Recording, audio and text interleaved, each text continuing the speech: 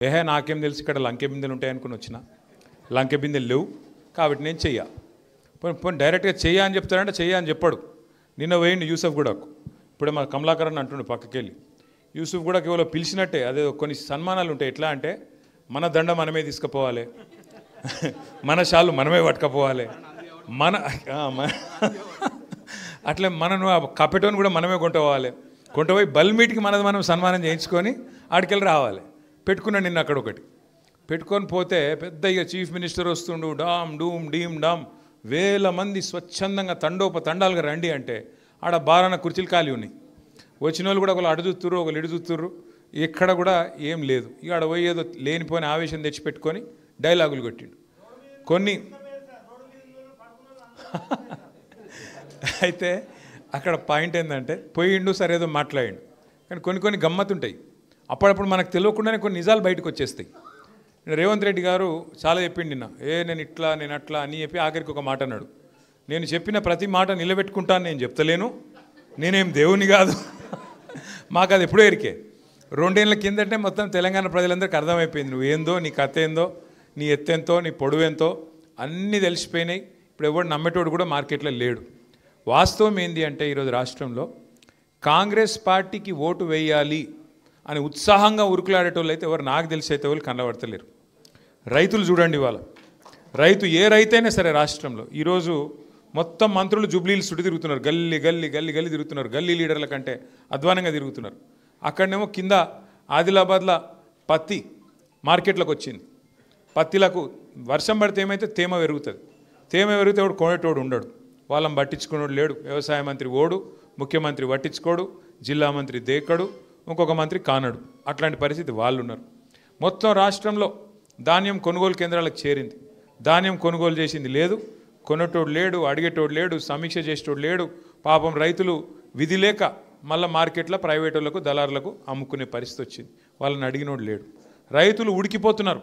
ఇప్పుడే పొన్నాల లక్ష్మయ్య గారు చెప్పినట్టు బోనస్ ఇచ్చుడు లేదు, పోని టైంకు పెట్టుబడి ఇచ్చుడు లేదు, పోని విత్తనాల టైంకి అందించుడు లేదు. ఈ ఎరువుల కోసం అయితే ముష్టి యుద్ధాలు మీరు చూసిరు. మొన్న ఎరువుల బస్తాల కోసం పోయి 3 రోజులు 4 రోజులు లైన్లలో నిలబడి అడ్డంబడి ఆఖరికి మిర్యాలగూడలో ఒక ఆడబిడ్డ, ఒక రైతు, మహిళా రైతు ఆఖరికి అక్కడనే చచ్చిపోయిన పరిస్థితి మీ అందరు కూడా చూసినారు. అట్లాంటి పరిస్థితి వాళ్ళ రైతులకు వచ్చింది. పోనీ యువకులు సంతోషంగా ఉన్నారా, పిల్లలు సంతోషంగా ఉన్నారా అంటే వాళ్ళకి ఇట్లనే చెప్పిండు మొత్తం కథలు. మొదటి సంవత్సరమే 2 లక్షల ఉద్యోగాలు ఇస్తా అన్నాడు. ఇక మంత్రుల నోర్లకు మొక్కాలు ఒక్కొక్కలకు. పొన్నం ప్రభాకర్ గారేమో 60,000 ఉద్యోగాలు ఇచ్చిన అంటాడు, ఇంకొక మంత్రి గారేమో శ్రీధర్ బాబు 1,00,000 ఉద్యోగాలు ఇచ్చినామంటాడు, ముఖ్యమంత్రి గారు 70,000 ఉద్యోగాలు ఇచ్చినామంటారు. మంత్రివర్గంలో ఉన్నదే 15 మంది. వాళ్ళు అబద్ధాలు చెప్తే కూడా అతికేటట్టనే చెప్పాలి. ఒకరికి శృతి కూడా లేదు. ఒక ఆయన 60,000 అంటాడు, ఒక ఆయన 70,000 అంటాడు, ఒక ఆయన 1,00,000 అంటాడు. మొత్తానికి ఇచ్చింది మాత్రం వాస్తవంగా 6-7 వేలు కూడా లేదు. సంవత్సరంలో 2 లక్షల ఉద్యోగాలని చెప్పి యువకులను మోసం చేశారు. చదువుకునే ఆడపిల్లలకు స్కూటీలు అన్నారు, విద్యా భరోసా కార్డులు ఇస్తామన్నారు, 5 లక్షల విద్యా భరోసా కార్డు అన్నారు. ఇట్లా ఒక్కటి కాదు 100 ముచ్చట్లు చెప్పి యువతను మోసం చేశారు. ఇక మహిళలు మీకు తెలుసు ఎంత గొప్ప మాటలు చెప్పిండు. మహిళలకి నెలకు 2,500 రూపాయలు ఇస్తా అని చెప్పిండు. అత్తకు 4,000, కోడల పిల్లకైతే 2,500 అన్నాడు.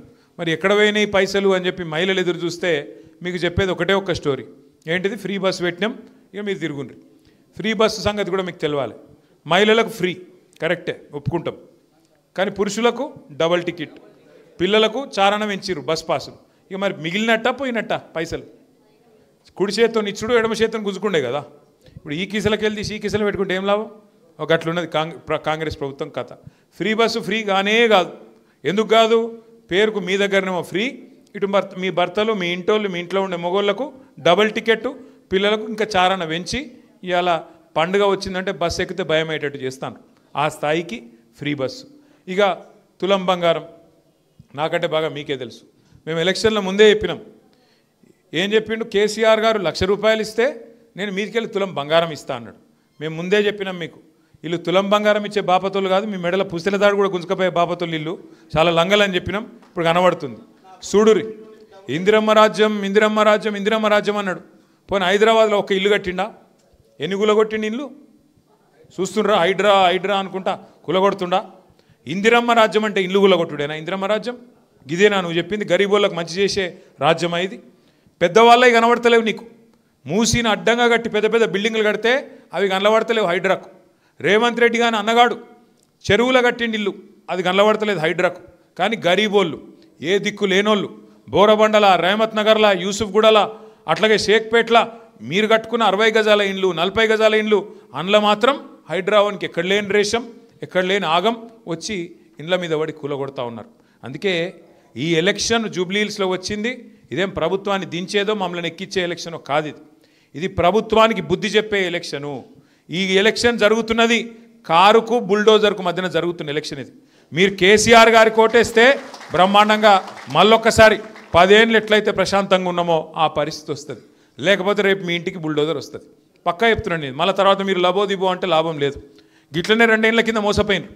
2 ఏళ్ల కింద గిట్లనే 6 గ్యారంటీలు, 420 హామీలు అని మోసేదికి బెల్లం పెట్టి నాకుమంటే నమ్మిరు కొంతమంది. హైదరాబాద్లో నమ్మలేదు, బయట వాళ్ళు నమ్మిరు.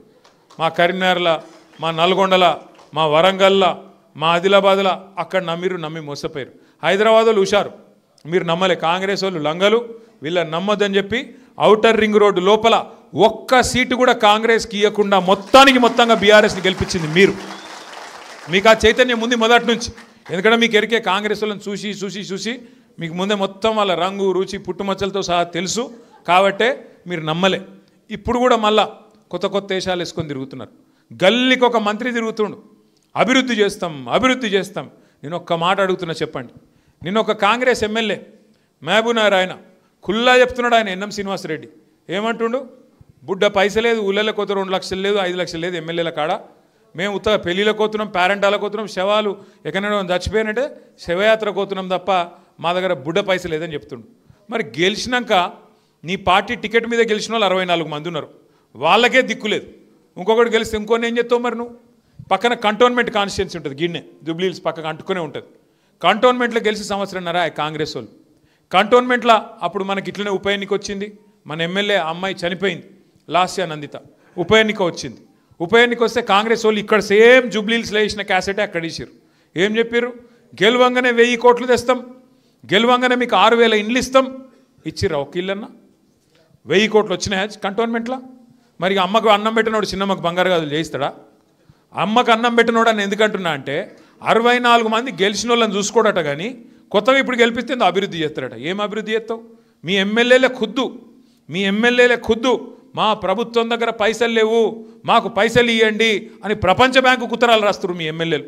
ఎల్లారెడ్డి ఎమ్మెల్యే మదన్ మోహన్ ముఖ్యమంత్రి పైసలు ఇస్తలేడు, నువ్వన్న పైసలు ఇవ్వని చెప్పి వరల్డ్ బ్యాంక్ అధ్యక్షునికి ఉత్తరం రాసిండు. నువ్వు గెలిచిన ఎమ్మెల్యేలను చూసుకునే ముఖం లేదు, నీకు 64 మంది గెలిస్తే వాళ్ళ కాన్స్టిట్యున్సీలు డెవలప్మెంట్ చేసే ముఖం లేదు. నువ్వు ఇంకొకరిని గెలిపించేమో పొడుస్తావు. ఇతను అవుతుందా? నువ్వే చెప్పబడితే ఇంకోటి రేవంత్ రెడ్డి అభ్యర్థి ఏమో, ఇక్కడ పోటీ చేసే అభ్యర్థి ఏమో నేను రేవంత్ అన్న దగ్గర కూర్చుంటా, పైసలు తెస్తా. ఏడికెళ్ళి తెస్తావు? మీరు రేవంత్ అన్ననే బీదర్పులు అరుస్తుండ్రు రోజు. నన్ను ఢిల్లీలో వాడు కాంతలేడు, నేను పోతే దొంగ లెక్క చూస్తుర్రు, చెప్పులు ఎత్తుకపోతాడేమో, అపాయింట్మెంట్లు ఇస్తలేరు. మరి ఆయనకే దిక్కు లేకపోతే నీకేడికెళ్ళి చెప్తాడు? ఆలోచించరు మీరు. ఈయననేమో అభివృద్ధి చేస్తా అని మాట్లాడతాడు, నిలబడ్డా ఆయనే. డెవలప్మెంట్ చేసుకుందాం అది కూడా చెప్తాం. 10 ఏళ్లలో జూబ్లీహిల్స్లో 4000 కోట్ల పైచిలకు అభివృద్ధి చేసింది మన పార్టీ, బీఆర్ఎస్ పార్టీ. రేపో ఎల్లుండో లెక్కతో సహా చెప్తాం. మీరేం చేసిర్రో 2 ఏళ్లలో మీరు చెప్పుర్రి. 2 ఏళ్లలో మీరు హైదరాబాద్లో ఏం చేసిండ్రు, తెలంగాణలో ఏ కాన్స్టిట్యున్సీకి ఎంత ఇచ్చిండ్రు, ఏ మనిషికి ఎంత ఇచ్చిండ్రు చెప్పండి దమ్ముంటే. అవేవి లేవు. ఇచ్చిన హామీలు మర్చిపోయినరు, 6 గ్యారెంటీలు మూలకు పెట్టినరు. ఏమన్నంటే ఇప్పుడు లాస్ట్లో ఓట్లకు పైసలు ఇచ్చి ప్రజలను అంగడి సరుకు లెక్క కొని గెలుద్దామని చూస్తూ ఉన్నారు. ఇక్కడ ఉన్న వాళ్ళకి జూబ్లీహిల్స్లో ఓట్లు ఎంతమందికి ఉన్నాయి? ఇక్కడ అందరు జూబ్లీహిల్స్ ఓటర్లేనా? అయితే మీకు డేంజర్ సుమో. మీకు ఒక ముచ్చట చెప్పాలి నేను. రేపు ఏం చేస్తారంటే కాంగ్రెస్ వాళ్ళు ఒకటే నమ్ముకున్నారు. ఇక వాళ్ళకి అర్థమైంది, మార్కెట్లో గిరాకీ లేదు, పతార లేదు, నమ్మేటోడు ఎవడు కనబడతలేడు. ఇక్కడ వాళ్ళ ఖుద్దు ఎమ్మెల్యేలే నమ్మతలేరు, ఇక ఇంకెవడు నమ్మాలి బయట. అందుకే ఏం చేస్తారు నాకరికి ఇక దిగుతారిగా బెదిరిస్తుడు మొదలు. చూస్తురు కదా అని నేను బెదిరిస్తుండు క్యాండిడేట్, ఇది నా అడ్డా, ఇడెవరని అట్లా ఇట్లా చేస్తా, ఇజ్జెత్తా అజ్జెత్తా అని బెదిరిస్తుడు. మరి ఇటువంటి వాళ్ళు గెలిస్తే పొరపాటున గెలిస్తే ఇడ్లీ బండోళ్ళు, చిన్న వ్యాపారాలు చేసుకుంటోళ్ళు, వాళ్ళ దగ్గరికి మోపు గారిగా రౌడీలు వచ్చి హఫ్తా ఇస్తావా లేదా అని చెప్పి మళ్ళా బతకనిస్తారా? ఆలోచన చేయండి. లాస్ట్కు వాళ్ళు ఏమనుకుంటారు ఎరికేనా? దింపుడుగల్లం ఆశ అంటారు చూడు. దింపుడుగల్లం ఆశ ఏం పెట్టుకున్నారు వాళ్ళంటే ఒకటే పెట్టుకున్నారు, ఆఖరికి పైసలు కొట్టి గెలవాలి అనుకుంటారు. మీకు నేను ఒక మంచి ముచ్చట చెప్తా. వస్తారు, వరుసలు కలుపుతారు, అక్క అంటారు, చెల్లె అంటారు, అన్న, తమ్మి, బామ్మర్ది, అల్లుడు, లేని వరుసలన్నీ కొత్త సుట్రికాలన్నీ ఉడతాయి. ఇప్పుడు వస్తారు, ఇంటింటికి వస్తారు బస్తీ నాయకులు, కాంగ్రెస్ వాళ్ళు వచ్చి మెల్లగా చేతిలో పైసలు పెడతారు. అవ్వ ఈ 2000 తీసుకో, నాకు మాత్రం ఓటేయి అని చేతిలో పైసలు పెడతారు. మీరు ఒక్కటే పని చేయాలి. వాళ్ళు హుషారుగాళ్ళు, సరే బిడ్డ అని మీరు అంటారు, కానీ వాళ్ళు హుషారుగాళ్ళు, మనకంటే ఎక్కువ లంగలాలు. వాళ్ళు ఏం చేస్తారు, ప్రమాణం చెయ్యి అంటారు. ఆడ దేవుని పాఠమో లేకపోతే మీ కుటుంబ సభ్యుల మీదో నువ్వు ప్రమాణం తిను అంటారు. మీరేం చేయాలి, ఎరికేనా ఇట్లా చేయి చాపాలి, ప్రమాణం చేయమంటే తీసుకోవాలి పైసలు, బరాబరు లంగ పైసలు అవన్నీ తీసుకోవాలి. తీసుకొని చేయి చాపి కళ్ళు మూసుకొని తుప్పాలు తుప్పాలు తుప్పాలు తుప్పాలు అనుకోవాలి. లోపల బయటికి వాడేమనమంటది అనాలి, ఏం కాదు. దేవుడు కూడా మోసంతోనే చేయించమని చెప్పిండు, అర్థమైందా? మోసాన్ని మోసంతోనే చేయించాలి, ముళ్ళును ముళ్ళుతోనే తీయాలి. వాడు చేయొచ్చు రేవంత్ రెడ్డి మోసం, కానీ మనం చేయొద్దు అవన్నీ. వాడు చేయలే, ఏం చెప్పిండు, మీకు నెలకు 2,500 ఇస్తా అని చెప్పిండు, ఇచ్చిండా? మరి 24 నెలలకు 60,000 బాకీ ఉన్నాడా లేదా? ఇంకా కాంగ్రెస్ వాళ్ళని ఏం అడగాలి ఎరికైనా మీరు? వాడు 2,000 చేతిలో పెడితే అవు బిడ్డ మరి మిగతా 58,000 ఎప్పుడు ఇస్తావురా అని అడగాలి, అర్థమైందా? పెన్షన్దారులు ఉన్నారనుకో, వాళ్ళకు 48,000 బాకీ ఉన్నాడు 24 నెలలకు, నెలకు 2,000 చొప్పున. ముసలోళ్ళు అడగాలి, అవు బిడ్డ మరి మిగతా ఎప్పుడు ఇస్తావురా అని. అంటే వాళ్ళకే ఉన్నది తెలివి, మనకు లేదా? 100 రోజుల్లో అన్నీ చేస్తా నరుకుమన్న దేవుడు నిన్ను, నీకేం తెలివనే తెలియకపోయా? అధికారం కోసం నోరు ఎటుపడితే వారేసుకున్నావు, తులం బంగారం అన్నావు. మీ ఇంట్లో లగ్గమైంది అనుకో, కొడుకావ పని చేయి, తులం బంగారం పంపి నేను కోటెత్త పోనేలా కొట్టాలి. అట్లయితే అప్పుడు దెబ్బకు దయ్యం దిగుతుంది. నేను మళ్ళీ మీకు చెప్తున్నా, ఇప్పుడు 4 లక్షల ఓట్లున్నాయి జూబ్లీ హిల్స్లో. మొత్తం మీ దిక్కు 4 కోట్ల మంది ఓటర్లు మీ దిక్కే చూస్తుండ్రు. ఎందుకంటే మీ ఒక్క దెబ్బకు మొత్తం రాష్ట్రానికి న్యాయం జరుగుతుంది. మీరు గిన్న గట్టిగా గుద్దుతే, మీరు గిన్న గట్టిగా కాంగ్రెస్కు గుణపాఠం చెప్తే 4 కోట్ల మందికి లాభం అవుతుంది. ఏమవుతుంది దాంతో? ఇప్పుడు రేవంత్ రెడ్డికి బుద్ధి వస్తుంది, ఓహో ప్రజలు కోపం మీద ఉన్నారు, నేను చక్కగా నడుపుతలేను కాబట్టి మరి ఒక ఇట్లా తీర్పిచ్చిండ్రు అని తెలివి వస్తుంది. లేకపోతే ఏమనుకుంటాడు రేవంత్ రెడ్డి, నేను 2,500 ఇవ్వకపోయినా నాకే గుద్దిండ్రు, నేను 4,000 ఇవ్వకపోయినా నాకే గుద్దిండ్రు, నేను ఇల్లు గులగొట్టిన కొంపల మీదకి బుల్డోజర్ పంపినా నాకే గుద్దుతుర్రు, మరి నేను చేసేది రైటు, నేను ఇట్లనే నడుస్తా అని చెప్పి తెల్లారి ఏ ఒక్క స్కీమ్ కూడా రాదు. అదే మీరు జూబ్లీ హిల్స్లో కాంగ్రెస్ డిపాజిట్ పోగొట్టేటట్టు తీర్పిచ్చిరనుకో, ఏమైతే తెల్లారి దెబ్బకు దయ్యం దిగొస్తుంది. నెలకు 2,500 మా ఆడబిడ్డలందరికీ, 1 కోటి మంది ఆడబిడ్డలకు నెలకు 2,500 రూపాయలు వస్తాయి. మీరు గట్టిగా జూబ్లీ హిల్స్లో కాంగ్రెస్ చెంప మీదకి వెళ్ళి కొడితే 4,000 పెన్షన్లు సచ్చుకుంటూ వస్తాయి కాంగ్రెస్కు. ఎందుకంటే వాళ్ళు బతుకుదెరువు కోసం, ఇయ్యపోతే వీళ్ళు ఊకోరు అని చెప్పి సచ్చుకుంటూ వస్తాయి. రైతులకు 15,000 వస్తాయి, అట్లాగే రైతులకు బోనస్ వస్తాయి, మన పిల్లలకు స్కూటీలు వస్తాయి. వాళ్ళకు మళ్ళీ ఓటేసి మీరు మమ్మల్ని కొట్లాడమంటే లాభం లేదు. ఇప్పుడు కత్తి వానికి ఇచ్చి యుద్ధం మమ్మల్ని చేయమంటే మేమేడికలు చేయాలి? కత్తి మాకి ఇన్రి సంగతి ఎట్లా ఇయ్యడో మేము చెప్తాం. అప్పుడు కత్తి మాకిచ్చి కొట్లాడిపో బిడ్డ అంటే మేము చెప్తాం. రేవంత్ రెడ్డి గల్ల పట్టి అడిగి ఏమయ్యా ఎందుకు ఇయ్యవు, ఇచ్చిన గ్యారంటీలు ఏమైనాయి అని నిలదీసే శక్తి మాకు ఇవ్వండి. ఇప్పుడు ఎందుకంటే ఈ ఒక్క ఎలక్షన్తో ఆయన పదవేం పోదు. కేసీఆర్ గారు వెంటనే ముఖ్యమంత్రి కారు ఈ ఒక్క ఎలక్షన్తో, ఇంకా 3 ఏళ్ళు ఇంతజారు చేయాలి.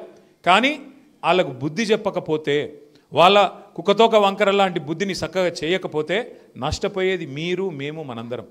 మాకు అడుగుతున్నారు రోజు, ఇంకా 3 ఏళ్ళు భరించాలా ఈ ప్రభుత్వాన్ని అని అడుగుతురా లేదా? మిమ్మల్ని కూడా అడుగుతుర్రా? మరి భరించాలా అంటే మరి ఒకటే చిన్న ఉపాయం, జూబ్లీ హిల్స్లో మీరు గట్టిగా గిచ్చిర్రు అనుకో సెట్ అవుతుంది మొత్తం. చెప్పలేము, ఏమైనా జరగచ్చు. 3 ఏళ్ళు ఇంతజారు చేయాల్సిన అవసరం కూడా రాకపోవచ్చు, ఏమన్నా జరగవచ్చు. కాబట్టి మీరు గట్టిగా ఉండురు అంతే. కానీ ఓటేమో వానికి గుద్ది మళ్ళీ తెల్లారు మీరు ఉరుకురు కొడక, మీరు బీఆర్ఎస్ ఉరుకురి కొట్లాడారంటే మేమేటికలు ఉరకాలి? మాకు కూడా ఉత్సాహం కావన్నా వద్దా? మరి అందుకే మీతో ప్రార్థన, దయచేసి వాళ్ళు పైసలు ఇస్తే బరాబర్ తీసుకోరు, ఏం సిగ్గుపడకూరు, ఇంకా అడిగి తీసుకోరు. వాడు 2,000 అంటే 5,000 అని తీసుకోవాలి, అంతేగాని సిగ్గుపడకూరు. మీరేం అయ్యో వీళ్ళేమని అనుకుంటారు, ఏం అనుకోము. ఓటు మాత్రం ఎవరికి వేయాలో మీకు ఎరికే కదా. ఏం గుర్తు? బుల్డోజర్కి అయితే వేయరు కదా, బుల్డోజర్కి ఏ కుర్రి, బుల్డోజర్కి వేస్తే మీ కొంప మీదకి వస్తే తర్వాత మీ కొంప ఊచుకుంటాడు, మాకేం కాదు. ఇంకొక మాట నేను మీకు విజ్ఞప్తి చేస్తున్నా, దయచేసి ఆలోచన చేయండి.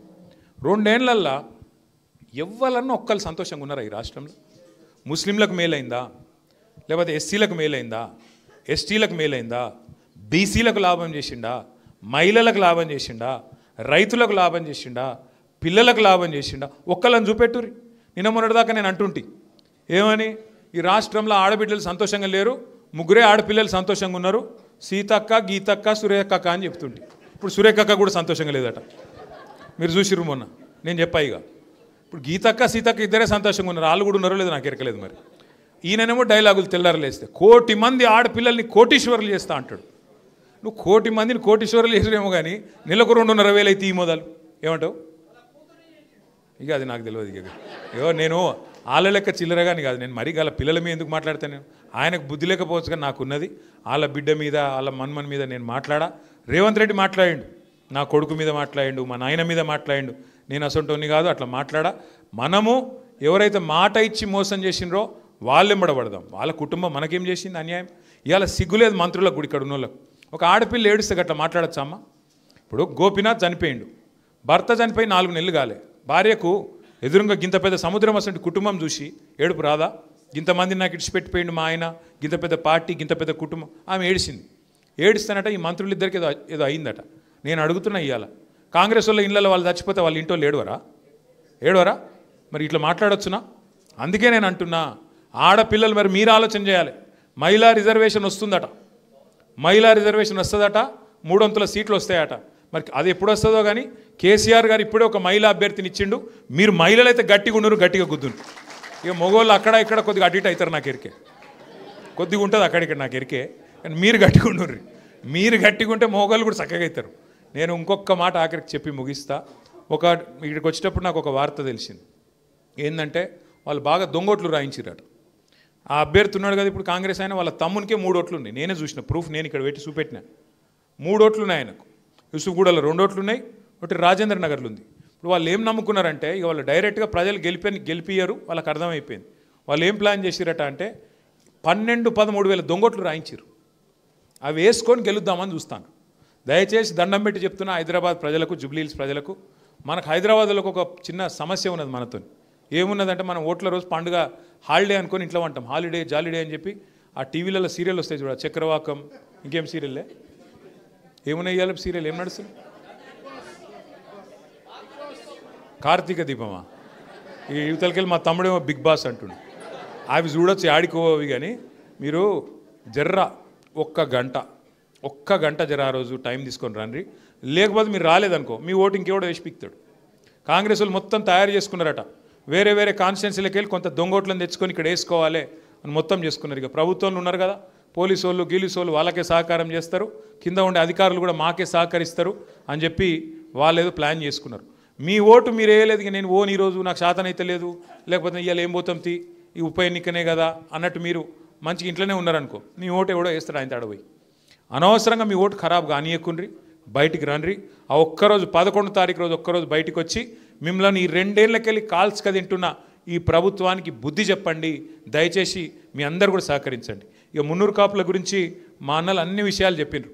మున్నూరు కాపులను కేసీఆర్ గారు ఎట్లా చూసుకున్నారో ఇప్పుడే రవణ లెక్కలతో సహా చెప్పిండు. 9 మంది ఎమ్మెల్యేలు, 6 ఎమ్మెల్సీలు, 3 రాజ్యసభ సభ్యులు. ఈ రకంగా సముచితమైన గౌరవం, సముచితమైన ప్రాధాన్యం. ఇగో ఇక్కడ మంత్రి గారుగా ఉండే కమలాకర్ అన్న, చీఫ్ విప్ అంటే క్యాబినెట్ ర్యాంక్లో ఉండే మా అన్న వినయ్ భాస్కర్ అన్న, జోగు రామన్న గారు, ఇట్లా మంత్రులైనా హైదరాబాద్ మేయర్లు 2 సార్లు, 2 సార్లు కూడా కాపు బిడ్డలే 2 అయినారు. అట్లా సముచితమైన ప్రాధాన్యము, గౌరవం ఇచ్చి కేసీఆర్ గారు కడుపులో పెట్టుకొని చూసుకున్నారు. వ్యవసాయమే ఆలంబనగా గ్రామాల్లో బతికే కాపు బిడ్డలకు భారతదేశంలో స్వాతంత్రం వచ్చినాక ఏ ముఖ్యమంత్రి, ఏ ప్రభుత్వం చేయనంత పెద్ద ఎత్తున 73,000 కోట్ల రూపాయలు రైతు బంధు రూపంలో రైతుల ఖాతాల్లో వేసిన నాయకుడు కేసీఆర్. ఒక్కొక్క రైతుకు 24 గంటలు ఉచితంగా కరెంట్ ఇచ్చిన నాయకుడు కేసీఆర్. ఇంకొక మాట ఆఖరికి నేను చెప్పి ముగిస్తా. సరే ఊళ్ళల్లో ఉండే రైతులంటే వాళ్ళకు రైతు బంధు వచ్చింది. ఇక్కడుండే మా ఆడబిడ్డలు, మా అన్నదమ్ములు చెప్పాలి. 2014 ముందు కేసీఆర్ రాకముందు కరెంట్ ఎట్లుండేనే ఇక్కడ? ఆగమాగం లేకుండే జనరేటర్లు, ఇన్వర్టర్లతోని. మళ్ళీ ఇప్పుడు కరెంటు కట్లు చాలు కాలే? కాంగ్రెస్ వచ్చింది, కరెంటు కట్లు చాలైనా లేదా? మళ్ళీ కరెంటు కట్లు చాలు. ఇవాళ రేపు ఇంకోటి కూడా చెప్తారు, ఆ వాటర్ బిల్లులు వస్తున్నాయట. మళ్ళీ కేసీఆర్ ఉన్నప్పుడు ఫ్రీ వాటర్, ఇప్పుడు బిల్లులు వస్తున్నాయా? నేను చెప్తున్నా, యాది పెట్టుకోండి. ఇది జిహెచ్ఎంసీ తర్వాత ఈ ముఖ్యమంత్రి ఒక నిర్ణయం తీసుకోబోతున్నాడు. మొన్నొక ఇంటర్వ్యూలో మనసుల మాట బయట పడ్డాడు.